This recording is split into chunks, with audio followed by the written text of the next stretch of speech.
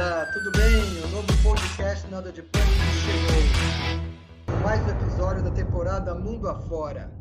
Nessa série, vamos conversar com profissionais que estão no exterior para que possam compartilhar suas dicas e experiências por diversos países do mundo. Eu sou o Ricardo Mandel, host do Nada de Pânico, e terei o prazer de conduzir esse podcast. O Nada de Pânico é produzido por um time formado por profissionais sêniores do mercado com o objetivo de compartilhar conhecimento e experiência de anos de carreira e mostrar que não existe limite de idade para aprender.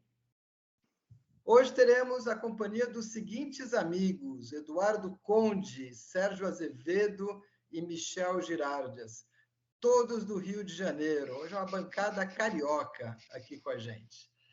E nesse episódio vamos ter o prazer de receber diretamente da Austrália o Vinícius Cardoso, que está no país dos cangurus há mais ou menos uns 23 anos. Se eu tiver errado, falei alguma coisa errada, você corrige depois, tá, Vinícius?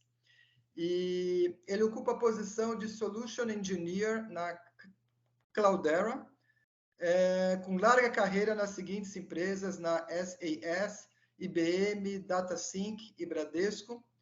Tem formação em Ciência da Computação pela Universidade de Santo Amaro e mestrado em Comércio e Sistemas de Informação pela Macquarie University de Sydney. Um monte de coisa aí sobre você, Vinícius. Então, vamos começar. Fique à vontade aí de falar as suas palavras iniciais. Primeiramente, eu quero agradecer a oportunidade de estar conversando com todos vocês.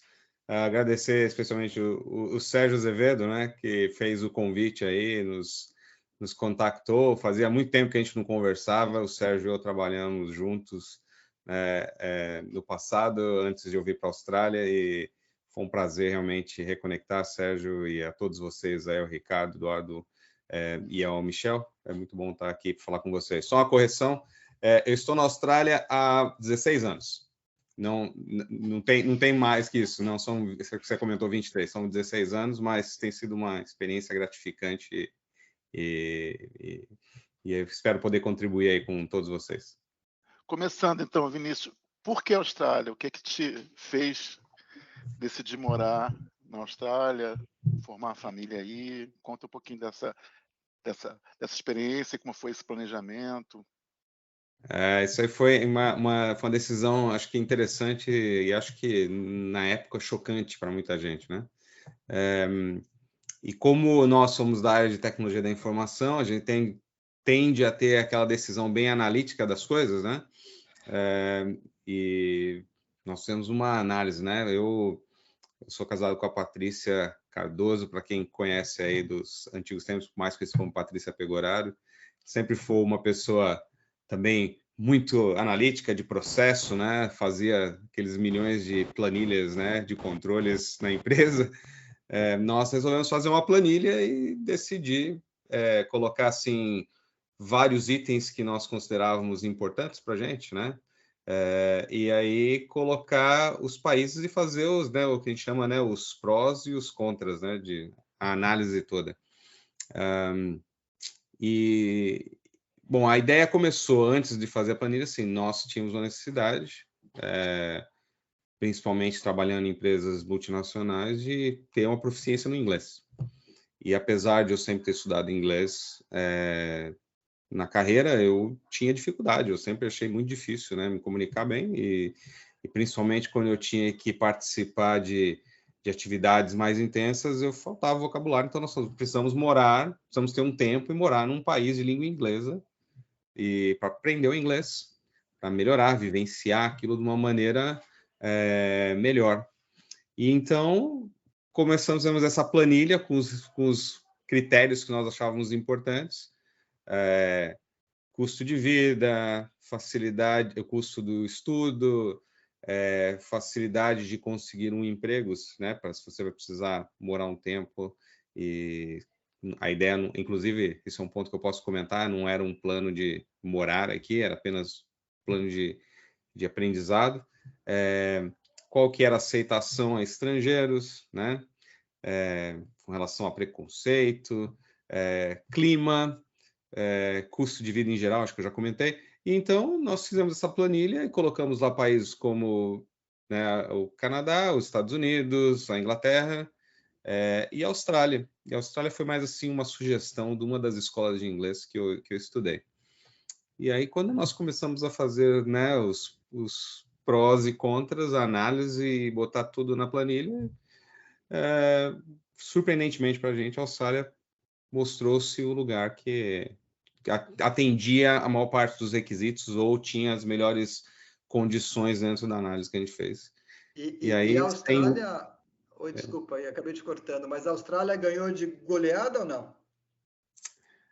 olha, na análise 15 anos, 16 anos atrás, eu acho que ela ganhou em pontos muito importantes. Goleada talvez seja um exagero, mas acho que ela ganhou com uma vantagem, sim. E aí você analisa algumas coisas que eram negativas em outros países. Então a gente resolveu, né, embarcar bem. Eu acho que tem um pouco assim, né, de pontos negativos de outros países que nos puxaram muito para baixo nessa análise. Então a Austrália se destacou. Tá, Vinícius, é o Michel. Deixa eu te fazer uma pergunta. Eu entendi por que a Austrália foi escolhida, né? E interessante esse processo científico que vocês usaram. Mas uma pergunta anterior, né? Por que vocês acharam interessante sair do Brasil? Isso para mim não ficou muito claro. Era um desejo de vocês? Era alguma coisa que vocês estavam querendo já? Ou aconteceu alguma coisa que desencadeou esse interesse? Você pode falar um pouquinho? Eu toquei brevemente, mas assim, tem dois fatores. Um era realmente, do ponto de vista profissional, a necessidade que eu e a minha esposa Patrícia tínhamos de melhorar o inglês, né, a proficiência no idioma. Compreensão, falar, ser realmente, poder falar bem o idioma e isso, poder trazer isso para nossas atividades, né? Dentro de uma empresa multinacional, onde todo o tempo nós estávamos, né, interagindo com profissionais de fora em projetos ou mesmo dentro da empresa. Então, isso era um ponto importante. Nós tínhamos também o desejo de ter uma experiência de morar fora, entender outras culturas, ver o mundo de um ângulo diferente. Sabe, tinha sempre aquele desejo, a gente ouvia muito, né?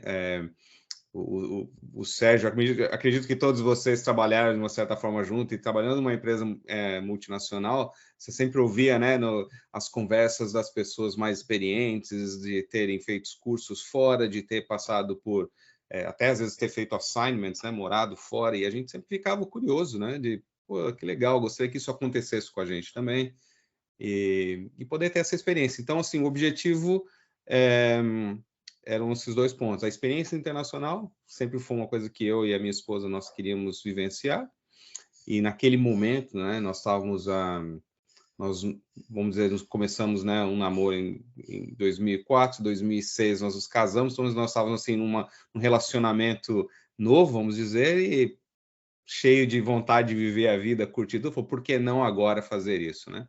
E o segundo ponto, o idioma. Um terceiro ponto que para mim também eu coloquei na análise era assim, tinha estudado ciência da computação, né, na universidade, mas eu tinha vontade de fazer um mestrado, uma pós-graduação. Então pensei, por que não utilizar essa oportunidade e estudar fora também, né? Sempre pensando, né, isso vai ser um bom peso no meu currículo, para minha vida profissional, então vamos tentar unir tudo isso aí. Tem uma questão interessante da Austrália, que a Austrália é um país, né, de colonização inglesa, né? Até o inglês deles é mais próximo do inglês britânico do que do americano, né? E sim, é um inglês bem característico, e é um país ocidental, digamos assim, inserido no Extremo Oriente, né, cercado por Indonésia, Malásia, Índia, né, mas mais próximos, né, para falar só alguns, né, China, enfim. Exatamente. E como é que é isso?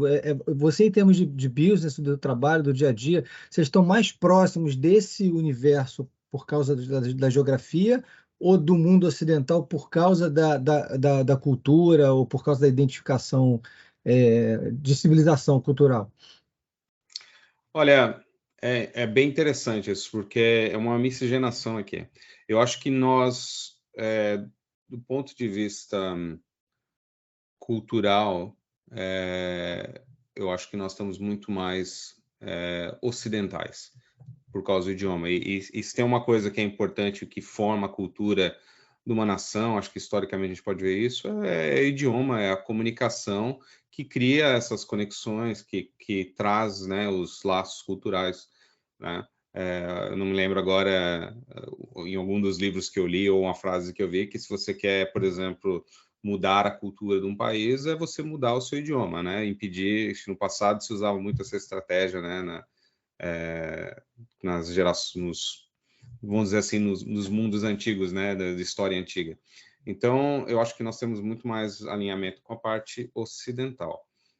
Por outro lado, a influência oriental aqui é muito grande. Na Austrália tem um número de imigrantes muito grande da China, da Índia, de todos os países assim do sul asiático, vamos dizer. Então, a riqueza cultural, a variedade de comida, tudo tem influência desses países. E se você trabalha como eu na área de tecnologia da informação e como vocês também, você vai entrar nas empresas aqui, o contingente de pessoas que trabalham nessa área é muito grande, por exemplo, da Índia, né? Um volume muito grande, ou da China também. Eu mesmo trabalho na empresa que eu trabalho, na Cloudera. No meu time, nós temos meu time é o time de pré-vendas, né? Da área de software da empresa.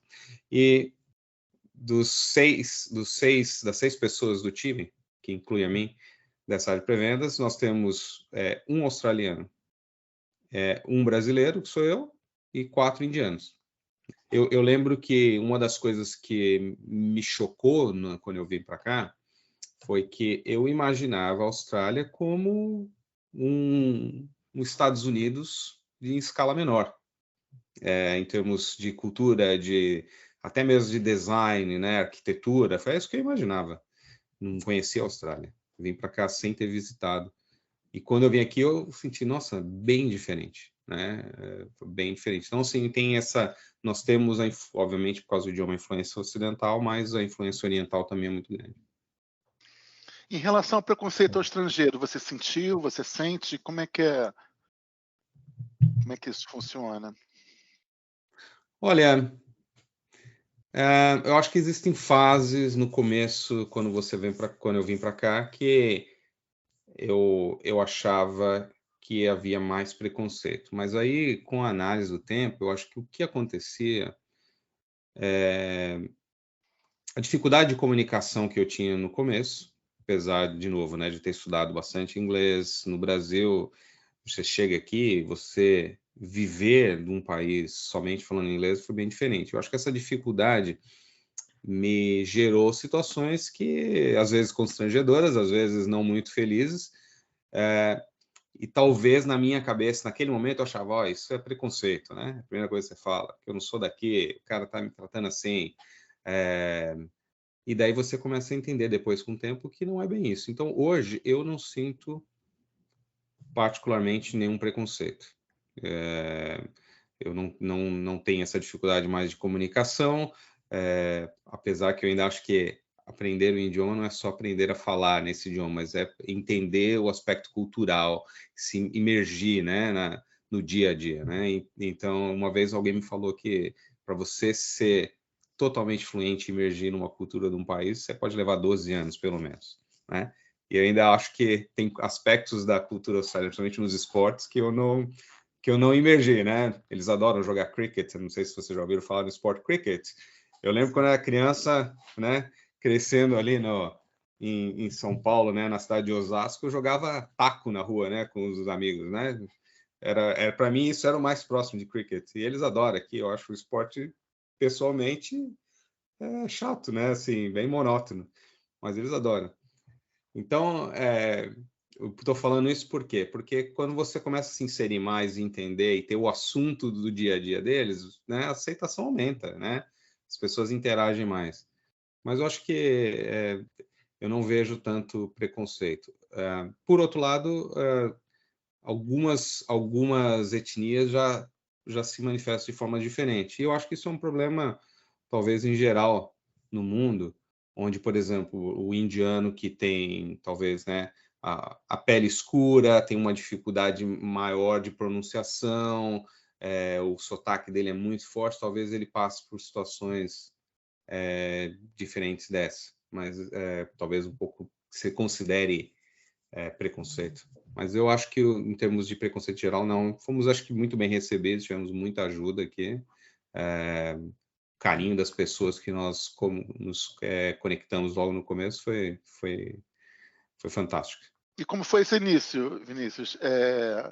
Como é que aconteceu? Primeiro estudo, depois veio o trabalho, e depois veio a decisão de ficar de vez aí? Conta um pouco mais disso. É interessante. Nós, quando viemos para cá, nós tínhamos, eu falo que 3 objetivos, né? Primeiro objetivo, aprender a ser fluente no inglês, né? Que era a primeira coisa. O segundo objetivo que eu tinha era fazer um mestrado, concluir esse mestrado. E o terceiro objetivo era voltar para o Brasil. Esses eram os 3 objetivos, né? O plano tinha essas 3 etapas e a terceira etapa falhou, então o plano falhou. Eu brinco, né? Falhou o plano, porque a gente ficou aqui. Né?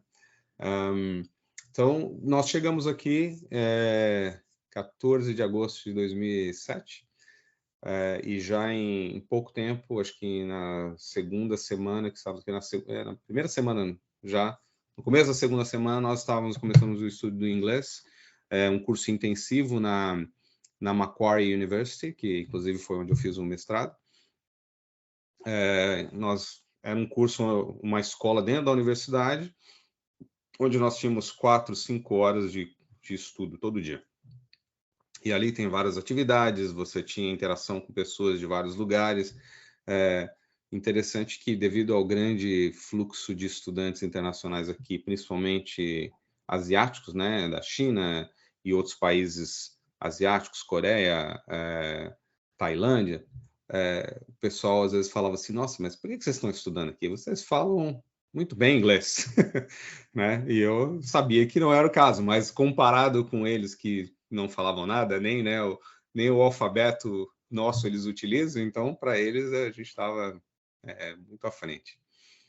E depois fiz esse curso por 6 meses, e já no final do 6º mês foi quando eu comecei o curso universitário, né, o mestrado, e foi realmente um choque no começo, com a metodologia, o fato de você ir para a aula, ter ali aula, eram 4, eu fazia 4 matérias, né, para cada termo, né, cada trimestre ali da universidade, e você ia lá 4 vezes numa aula de 3, 4 horas, e depois disso você ia para casa e tinha que estudar 12 horas por conta, para cada aula que você tinha na semana. Eu lembro que quando eu fiz a universidade no Brasil, assim, claro, você estudava bastante, mas tinha muita coisa que você aprendia na aula, e às vezes, né, dependendo do tema, se você conseguia desenvolver bem o tema, você às vezes, né, não estudava tanto em casa, você ia lá, fazia as provas e passava e tal. Aqui não tinha nada disso. O que você aprendia na aula com o professor, né, que eles chamam aqui de lecture, né, o cara que dá a palestra para você, era uma pincelada. Ele falava em 3 horas um assunto que você precisaria ler, às vezes, 2, 3, 4 capítulos de um livro, mais um monte de fonte, fazer sua pesquisa e depois elaborar tudo. Então, foi bem desafiador. Eu lembro da primeira aula, inclusive, era uma aula com um professor na área de marketing, e eu fiquei feliz quando eu descobri que a universidade gravava as aulas, porque eu entendi 10% do que ele falou, e ele era um australiano com o sotaque bem australiano mesmo, né? A gente fala aqui que eu pelo menos descrevo assim, né? Que o australiano, ele fala aquele inglês bem caipira, né? Mas não o caipira americano, né? É diferente. Então, assim, eu não entendia muitas coisas, aí quando eu chegava em casa eu ficava ouvindo a palestra de novo lá 3 vezes para poder entender tudo. Ô Vinícius, e Essa parte da universidade é interessante, tu está comentando, mas como é que foi essa sua passagem de você ir para a Austrália para melhorar o seu inglês para o lado profissional, né? De começar a trabalhar, começar a se manter aí. Como é que foi esse jump? Foi uma forma, foi até rápido. Eu acho que tanto a Patrícia como eu, nós dizemos, nós somos muito abençoados nesse sentido. Eu tentei, na época, eu trabalhava na IBM no Brasil, tentei conseguir uma transferência para uma oportunidade na Austrália e essa transferência não tinha uma oportunidade, né? Entrei em contato com algumas pessoas, não tive uma resposta e eu pensei na época, bom, eu não quero atrelar o meu sonho, o meu desejo de melhorar a ter uma oportunidade profissional, porque pode ser que ela não aconteça, né? E vai me limitar. Então, nós nos planejamos, tiramos uma licença na época não remunerada aí, lá no Brasil, planejamos, fizemos um orçamento de 6 meses, né? Que a gente achou, tenho 6 meses aqui de dinheiro para poder viver. E depois, quando nós chegamos aqui, descobrimos que não ia durar 3 meses. Nós erramos algumas contas aí, coisas que a gente aprende. E aí, mas antes, eu lembro que antes, acho que 2 semanas, 3 semanas antes, eu lembro que eu entrei na época, se vocês devem lembrar, a gente usava, para quem trabalhou na IBM, usava o Same Time, lembra? Para comunicar com as pessoas. Sim.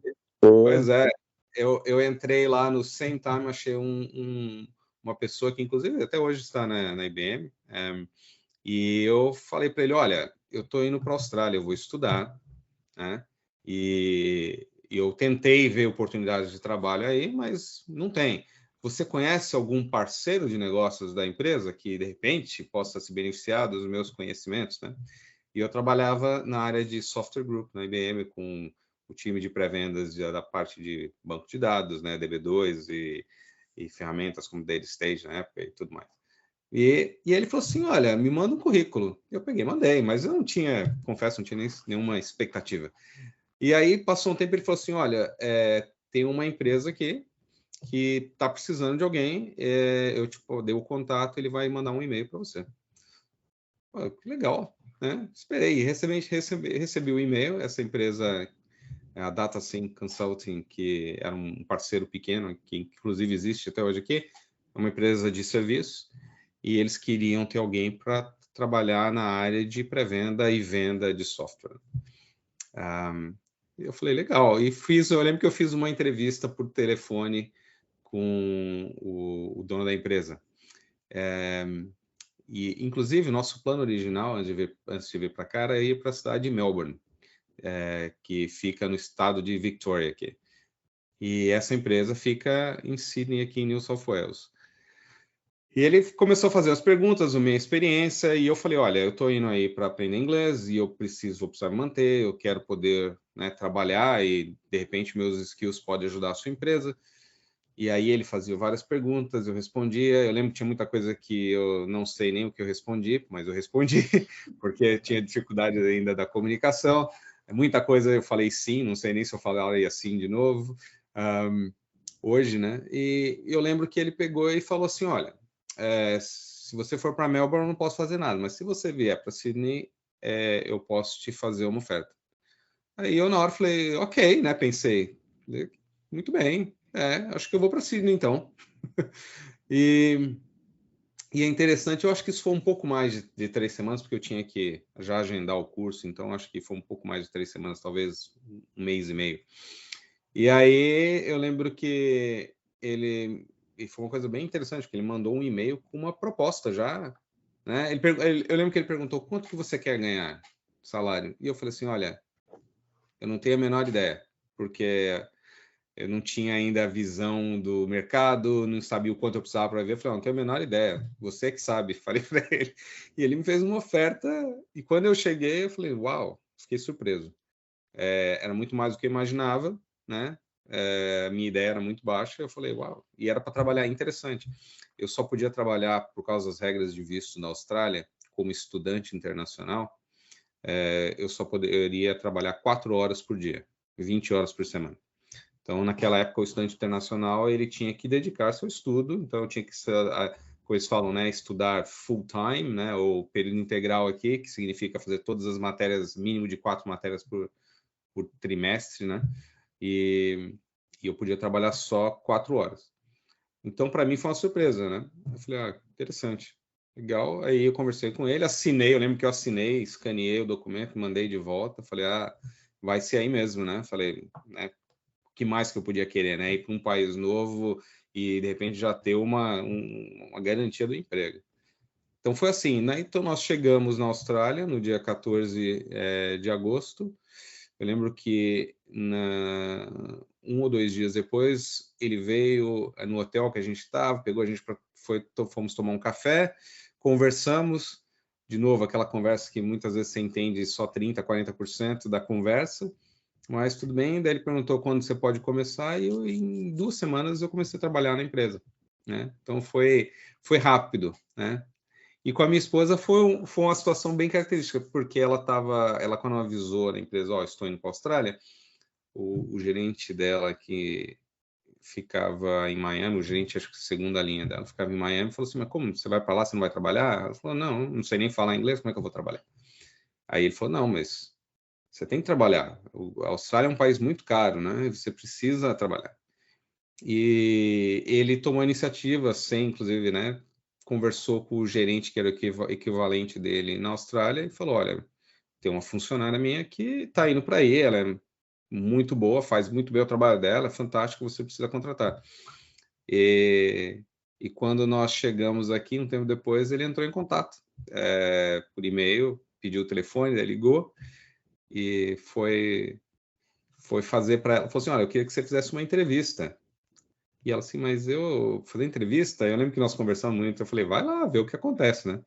E eu fui com ela, inclusive, né, na entrevista, no escritório. Ela achou que eu ia participar da entrevista para traduzir algumas coisas para ela. Foi interessante. Daí, quando chegou lá, ele falou, você espera aqui, eu vou entrar lá. Ela ficou olhando para mim, eu falei assim, pensei, né, comigo, claro, né? Ele não ia participar dessa conversa, né? Essa entrevista de trabalho. Aí, quando ela saiu, eu lembro que eu olhei para o rosto dela assim, ela estava assim, pálida, assustada. Eu falei, e aí, o que foi? O que aconteceu? O que ele falou? Ela falou assim, eu não sei nem dizer. Falou algumas coisas que eu entendi, mas a maioria eu não entendi. E daí ele falou para ela assim, eu falei, mas ele falou alguma coisa? Ele falou, ele perguntou se eu posso começar semana que vem. Trabalho. Eu falei, legal. Aí eu falei assim, mas e aí, você perguntou horário? Você perguntou que hora que você vai trabalhar? Como é que você vai fazer com esse negócio de só poder trabalhar meio período? A gente tem que estar na escola de inglês a começar meio-dia a aula e tal. Ela falou assim, não perguntei nada. Eu falei, você sabe quanto você vai ganhar? Ele falou, também não sei. Foi tudo assim.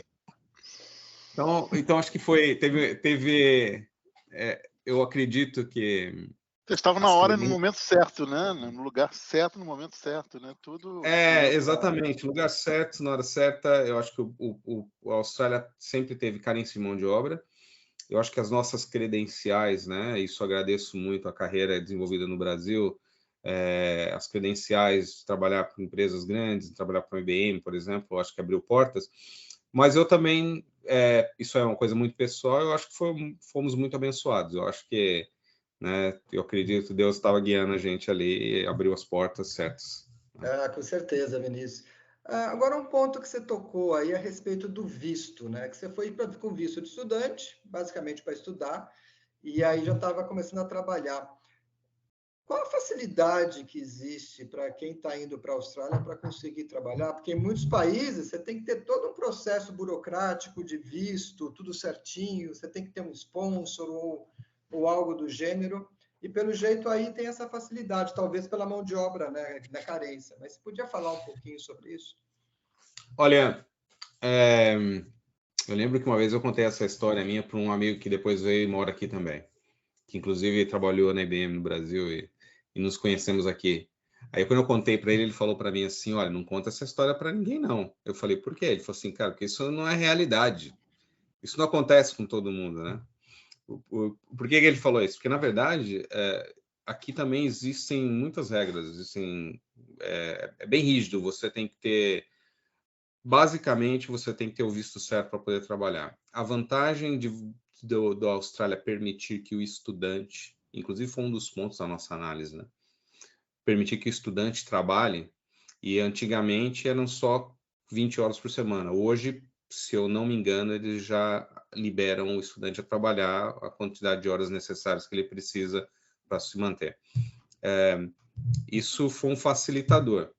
Agora, a realidade é que, principalmente quando... Isso funciona muito bem para os jovens que às vezes nem começaram uma carreira, estão vindo para cá estudar, e aí qualquer trabalho é trabalho, né?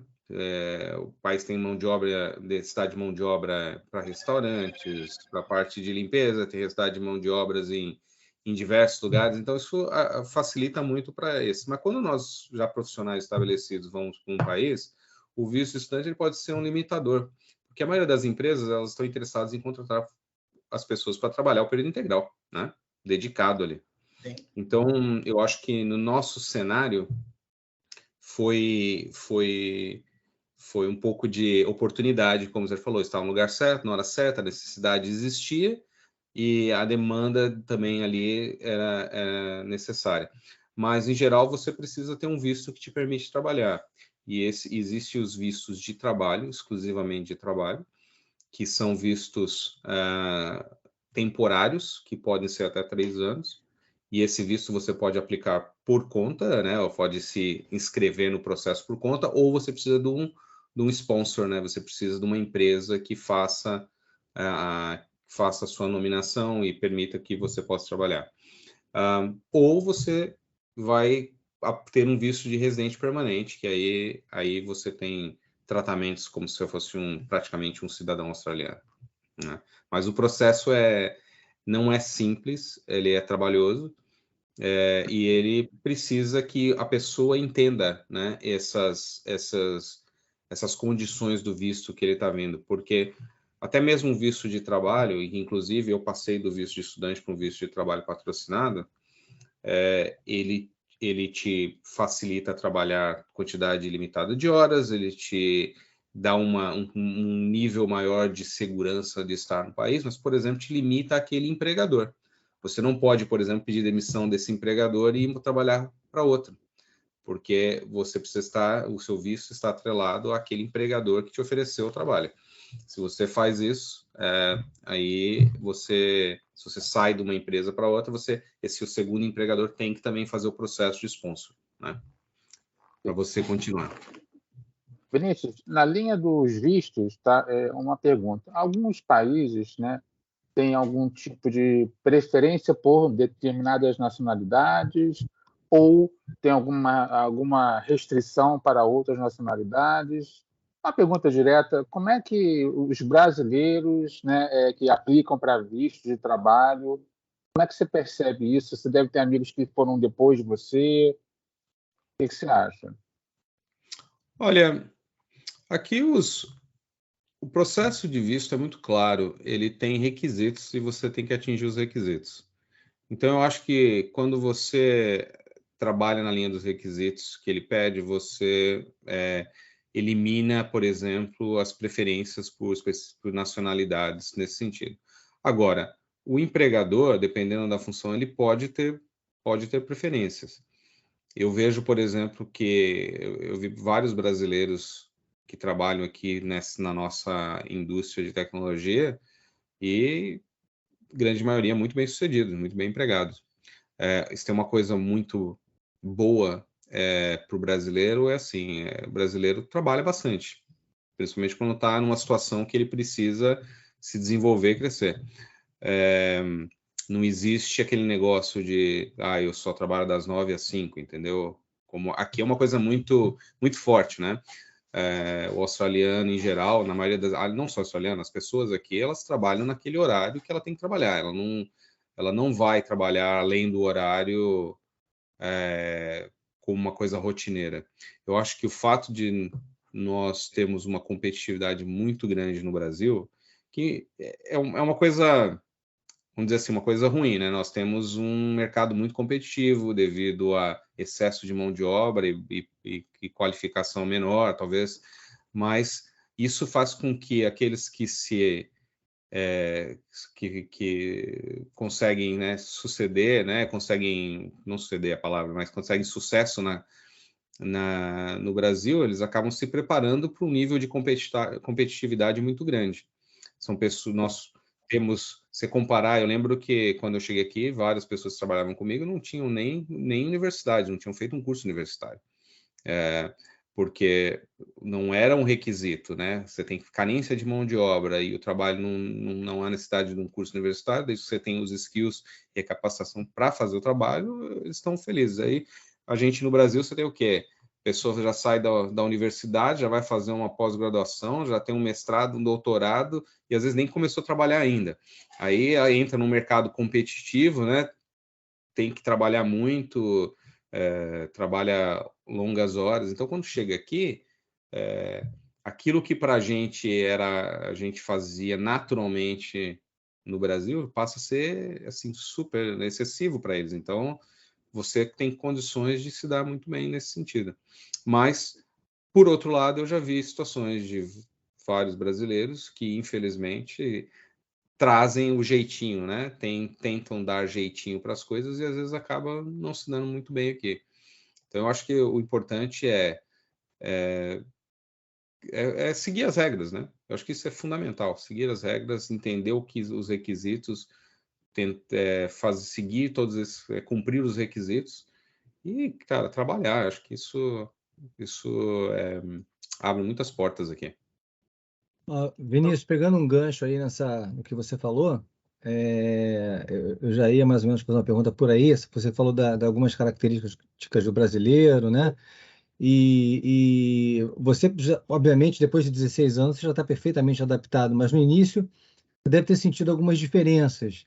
Então, o que é o ser brasileiro, né? A forma como a gente vê as coisas, como a gente entende, como a gente interpreta, como a gente se manifesta. Todos nós, apesar das diferenças, nós temos algumas coisas em comum porque somos brasileiros.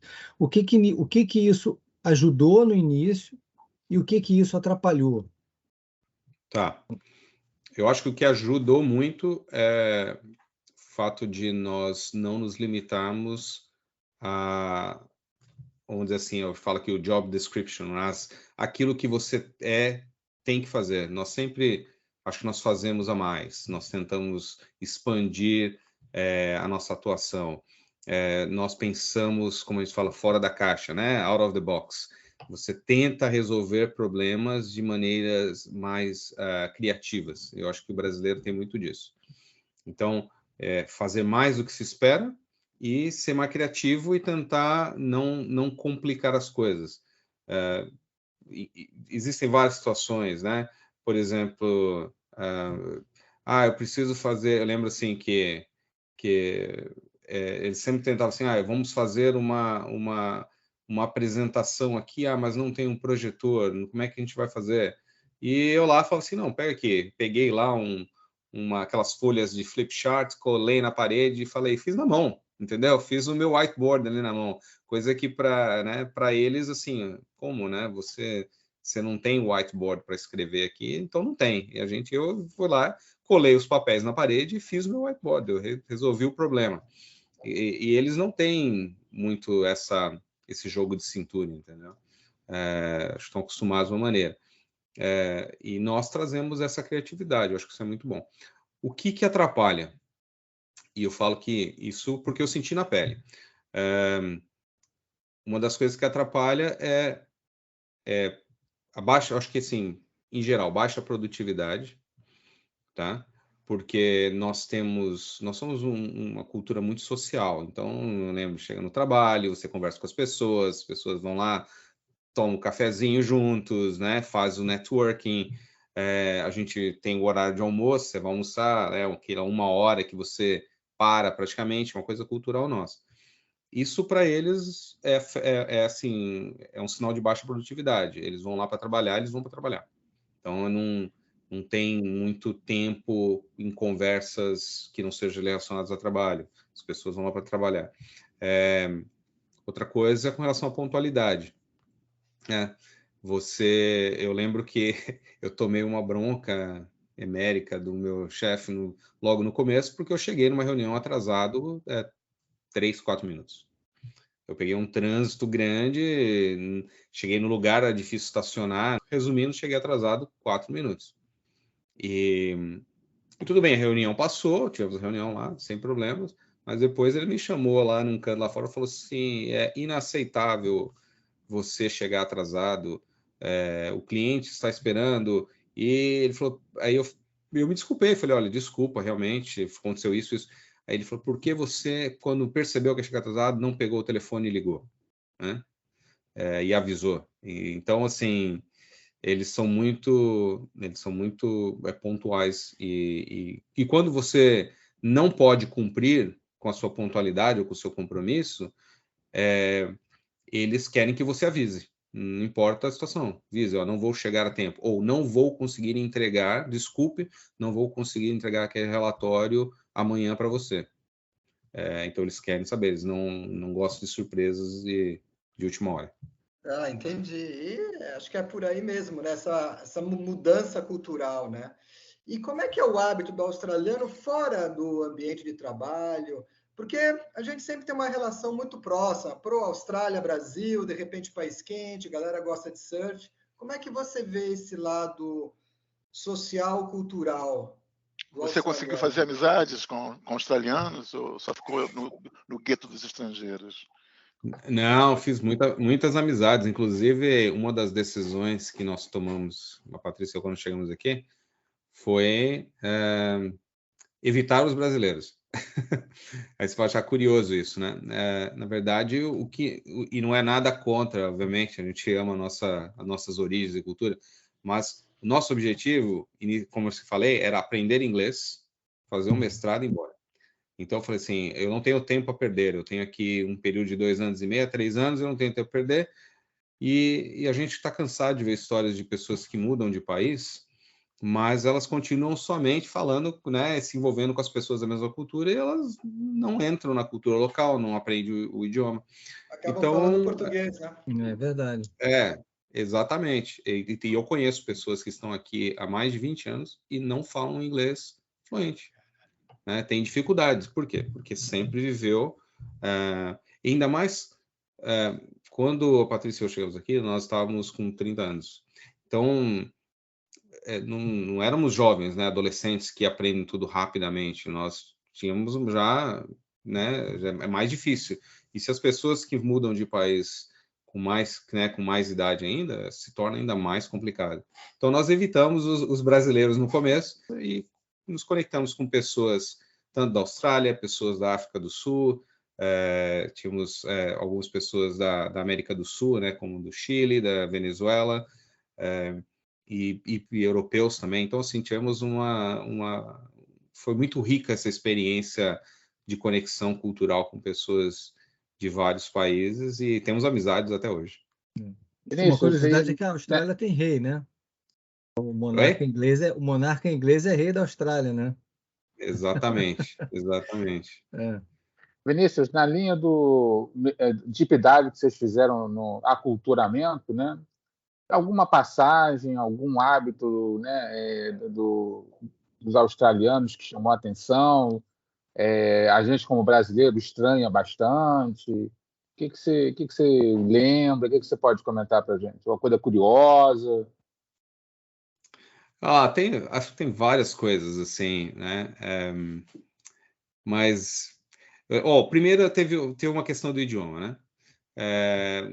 Foi uma questão bem interessante. Patrícia e eu, era um sábado à tarde, nós fomos visitar uma igreja aqui que a gente frequenta, e na época nós chegamos lá, inclusive não tinha nenhuma programação na parte da tarde, e nós entramos lá, começamos a ver as coisas, e aí tinha um lugar onde eles tinham lá uns livros, uns folhetos que você podia pegar para ler, né? Então eu pensei, eu vou pegar isso aqui, que é um assunto que eu conheço um pouco e eu posso levar para casa, né? Ler, né? E aí chegou um senhor dele e ele falou assim para mim, yeah, it's free to die, né? Aí eu olhei assim para ele, como assim? Não entendi, fiquei perdido. Porque a palavra hoje né? Em inglês é today, né? Mas o australiano, ele fala I, então ele fala to die.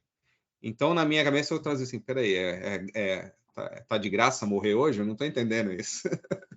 Então, eu falei, it's free to die, não é? Tá de graça, eu entendi, tá de graça para morrer hoje. Eu, like, o que esse rapaz está querendo dizer, né? Então, isso foi um fato curioso. E tiveram várias outras situações que a gente confundiu o idioma. Em termos de cultural, eu acho que foi logo no nosso primeiro Natal aqui. Então, nós conhecemos uma família de australianos, fantástico, temos amizade com eles até hoje. Na época, como nós, eram apenas um casal, a Fiona e o Richard, e hoje eles têm 2 filhos, nós também temos, tal. E eu lembro que eles falaram, mas vocês estão sozinhos aqui? Com quem que vocês vão passar o Natal? E eu falei assim, ninguém, né? Nós ainda não estávamos ainda conectados com os brasileiros, né? E os poucos que nós conectamos, a gente não tinha muita intimidade, né? Não vamos lá oferecer, né? Para passar o Natal com as pessoas. Eu falei, não, nós vamos ficar em casa, nós vamos, sei lá. Aí, não, de jeito nenhum. Vamos fazer o jantar de Natal na nossa casa, a gente pega vocês, pega vocês na casa de vocês. Ok, então, dia 24 de dezembro, estávamos lá prontos, né, preparado, né, para tudo. Aí, quando foi mais ou menos umas 6 horas da tarde, assim, eu peguei e mandei, não sei, não lembro se eu mandei uma mensagem de texto ou se eu liguei. Aí eu falei, e aí, tá tudo certo então para o jantar hoje? E aí não veio resposta. Daqui a pouco o telefone toca. E aí ela, hoje? Não era amanhã? Eu falei assim, pensei comigo, jantar de Natal. Aí ela falou assim, não, hoje vai ser melhor, vamos fazer hoje. E aí, enfim, em 1h30, 2 horas, ela passou em casa, pegou a gente. Resumindo a história, nós temos no Brasil a tradição de comemorar o Natal na véspera, né, no dia 24 para o 25, você faz o jantar, faz a ceia, né, no dia 24 para o 25. Eles não têm essa tradição aqui. Então, o dia 24 à noite é um dia normal. Eles vão celebrar o Natal no dia do Natal, então no dia 25. E normalmente é um almoço em família, e eu acho que o que ela queria fazer, assim, ela ia passar o almoço com a família dela e falou, vou fazer um jantar à noite, que nem sempre as pessoas fazem, e vou trazer os amigos. E eu achando que ia ser no dia 24. Então, essa foi uma gafe legal que a gente cometeu, e no mesmo noite foi engraçado, porque nós fomos lá, começamos o jantar, acho que por volta de... Eles não começam meia-noite, era 8 horas da noite, um jantar, conversamos bastante e tal. E aí, por volta de 9h30, assim, ela... sem me desculpar, eu tô morrendo de sono, eu preciso dormir. Ou seja, não tem esse negócio da gente, né, ficar até meia-noite para o Natal. Então, isso foi uma experiência interessante. No final, nós fomos... Aí chegamos em casa cedo e eu lembro que eu falei para minha esposa, o que nós vamos fazer agora? Vamos lá para o centro, né? De repente, fazer alguma coisa. Mas estava tarde, nós, na época, logo no começo, não tínhamos carro, então ia demorar a pegar o trem para ir para o centro da cidade.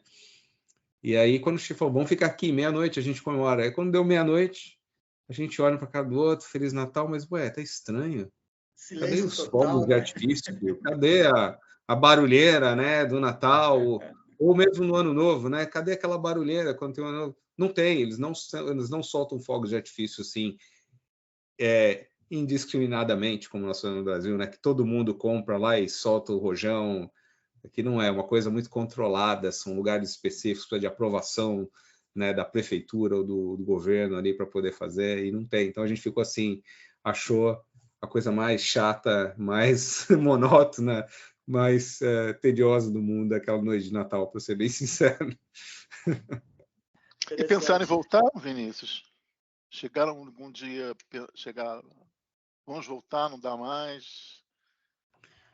Olha, eu acho que eu falo, pessoal, que quando mais ou menos com 6 meses aqui, entre os 4 e 6 meses, eu passei aquilo que todo mundo passa, que é o choque cultural. Né? Quando você chega no país, você fica...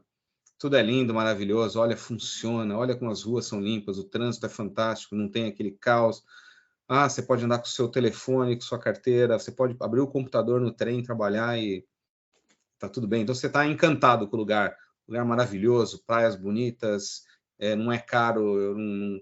Aqui o acesso ao lazer natural, os parques, as praias é fantástico e não se paga por isso, né?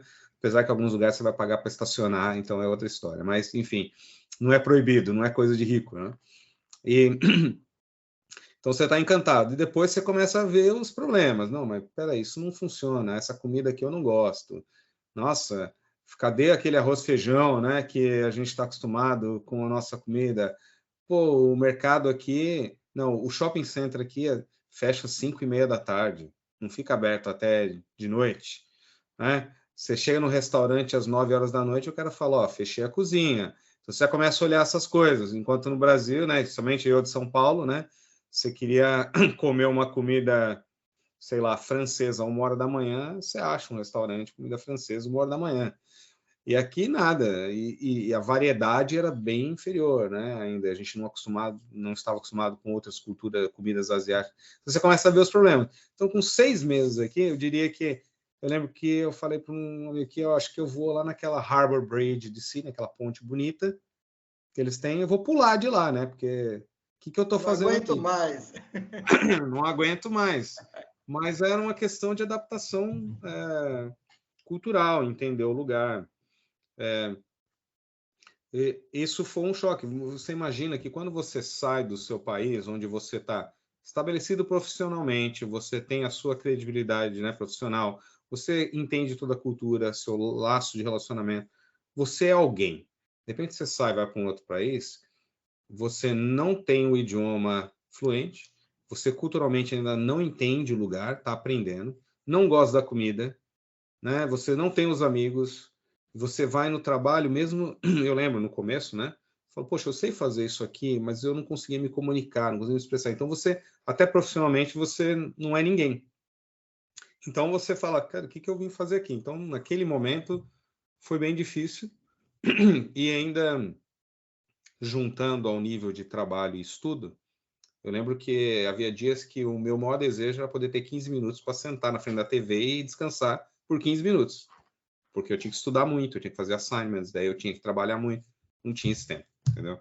Então foi difícil, mas depois nós passamos por isso.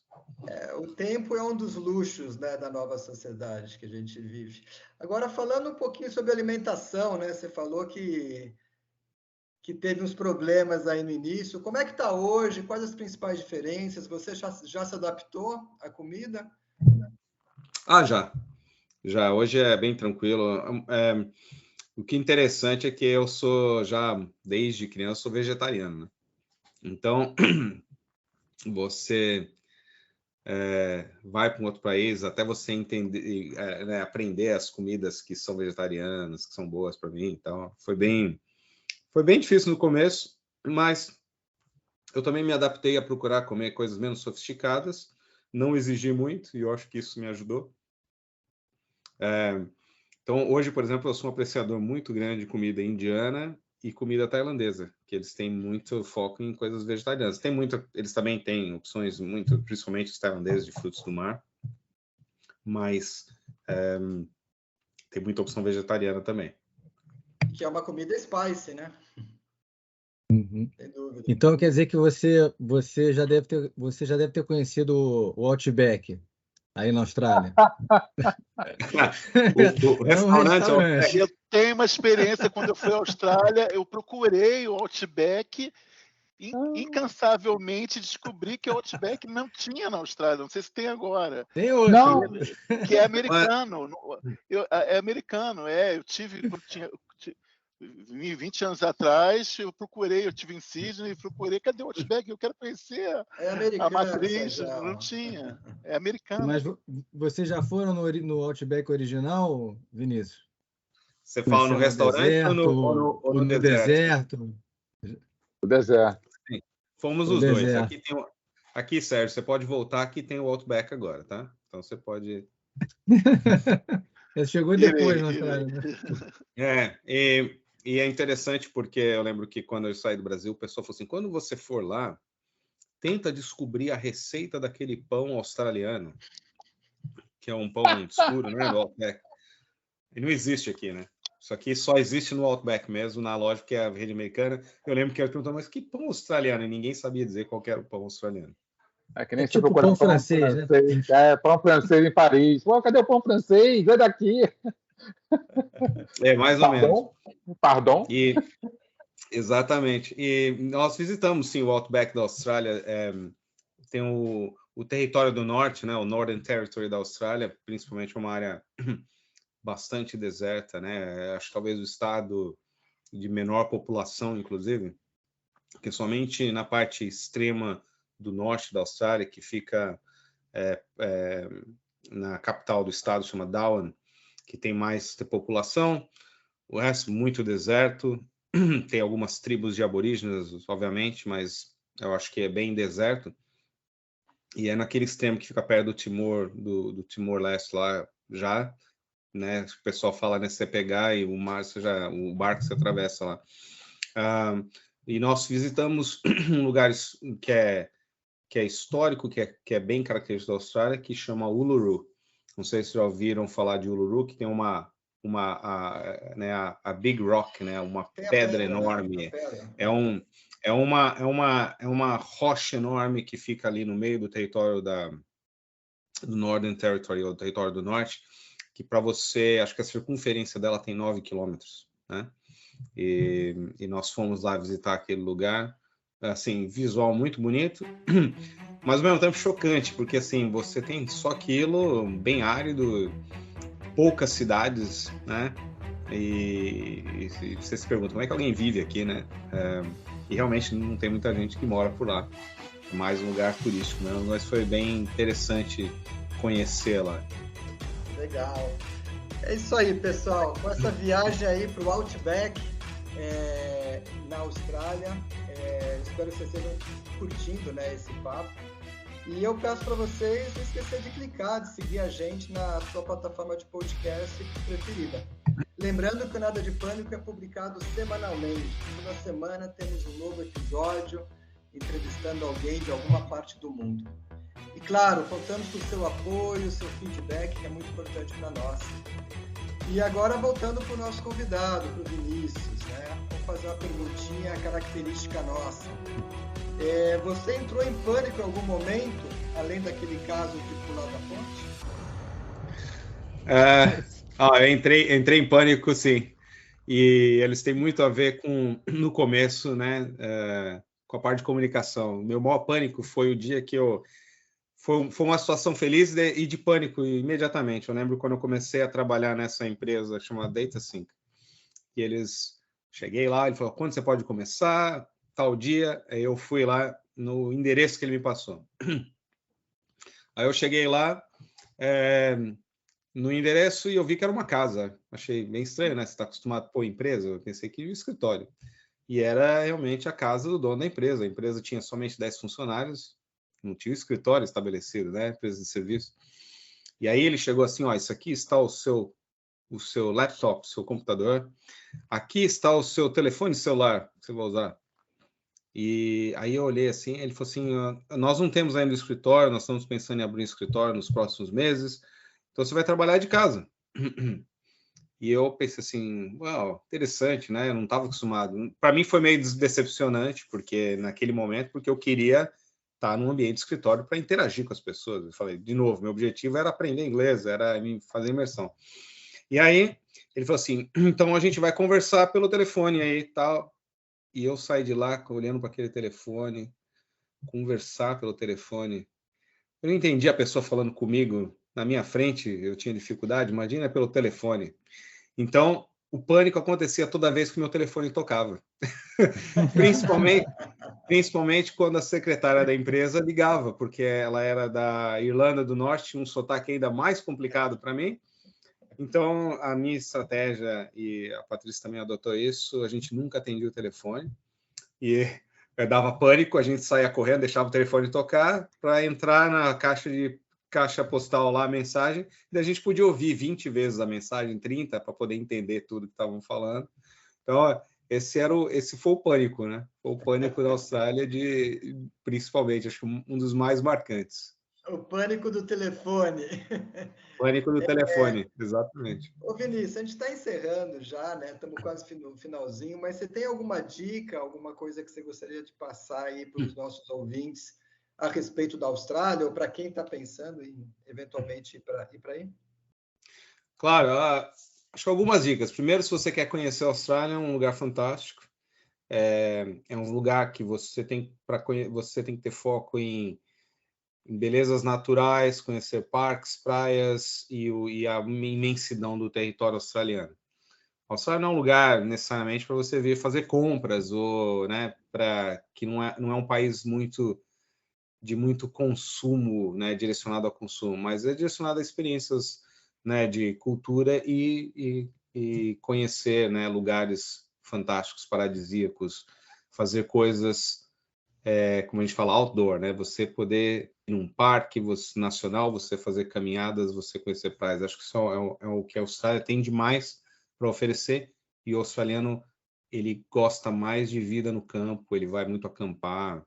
Então, acho que isso é uma dica que eu dou e recomendo ver. Preparem, porque é um país caro, né? Não é barato. Economias fortes tendem a ter, né, o custo alto. Mas eu acho que é fantástico.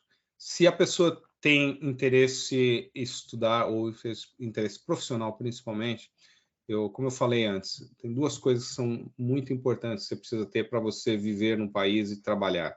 Você tem que ter o idioma e você tem que ter o visto. Então, você tem que investir nesses dois. Isso vai facilitar a sua vida. Muita gente vem como nós viemos como estudante, só que na época nós não tínhamos a intenção de ficar, como eu falei.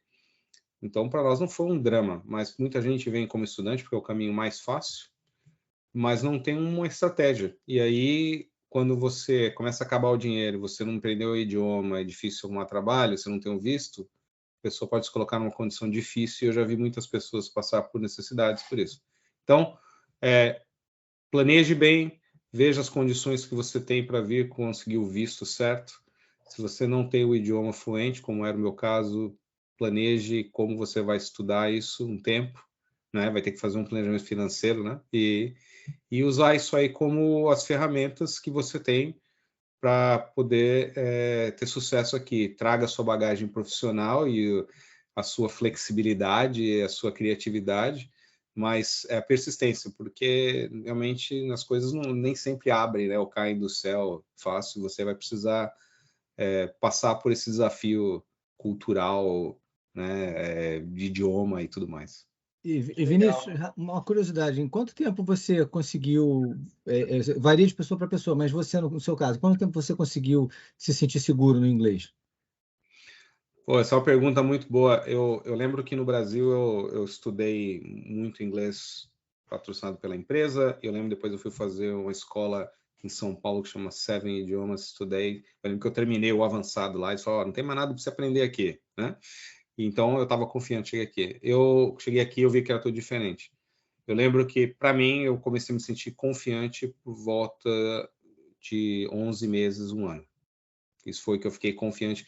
Porque uma coisa é você interagir com algumas pessoas, coisas básicas, outra coisa é eu tinha a necessidade de estar performando no trabalho, no meio profissional e ainda estudando, fazendo um mestrado, tendo que desenvolver teses, tendo que explicar conceitos. Então, eu acho que isso foi o que me forçou, mas a partir de 11 meses a um ano, eu me senti confiante. Falo, agora eu entendo tudo que está passando na TV, né, as notícias, eu consigo entender 80%, 90% da comunicação. E acho que esse é um bom ponto, que é uma dica. As aulas de inglês aqui foram importantes, mas para mim o mais importante foi quando eu fiz o meu mestrado, porque aí eu fui forçado a ler, a escrever e a apresentar. Então, para as pessoas que querem melhorar o idioma e de uma maneira bem, né, querem ser totalmente fluentes e quer saber a melhor forma, além de você morar fora, não é só morar fora, é você se expor. E eu acho que você tem que maximizar todas as oportunidades de se expor. E eu fiz isso no trabalho, nos meus relacionamentos, na igreja, eu né, comecei a dar aula para as crianças lá, né, porque você começa a se expor mais. E o mestrado, para mim, foi o que mais contribuiu para o desenvolvimento do meu idioma. Pô, que legal, Vinícius. Isso aí. Queria agradecer muito você pelo teu tempo, por tudo que você compartilhou aí com os nossos ouvintes. E você poderia falar uma frase em inglês with a Aussie accent? Com Aussie accent? Por exemplo, o australiano, né? Você vai falar assim, né? Você vai falar, e aí, tudo bem? Como é que você tá, né? No inglês normal americano, a gente fala, how are you? Né? How are you today, né? Aí o australiano fala assim, how are you going, mate? How are you? É isso aí, você tem que se adaptar, né? Legal, Exatamente. Muito obrigado, Vinícius. E eu quero agradecer também o Michel Girardi, o Sérgio Azevedo, o Eduardo Conde, que participaram aqui do papo, e eu, Ricardo Mando, da cidade de Valinhos. E aqui terminamos esse episódio do Nada de Pânico. E se você está curtindo, siga a gente aí nas mídias sociais, no seu podcast player preferido. E no LinkedIn vocês podem encontrar a gente na nossa página Nada de Pânico, além do nosso Instagram, o Nada de Pânico Team. Então foi um prazer estar com vocês. Grande abraço, sucesso a todos e até o próximo podcast. Obrigado, pessoal. Grande abraço. Grande abraço. Obrigado. Até mais. Abraço a todos. Parabéns.